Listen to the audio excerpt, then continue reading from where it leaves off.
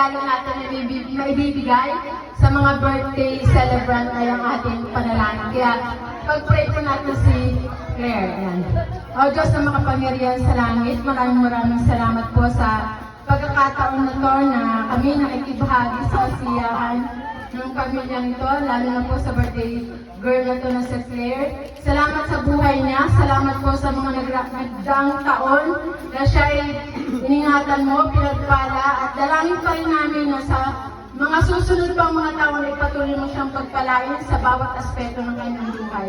Sa kanyang pag-aaral, Panginoon, at ganoon din po gawin mo siyang isang mabuting bata, mapagmahal sa magulang mo, Lord.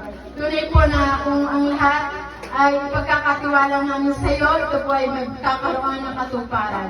Kaya dalangin pa rin po namin ang maayos sa maghapon na ito sa celebration ng birthday ni Claire. Salamat po, Diyos, sa pangalan ni Jesus.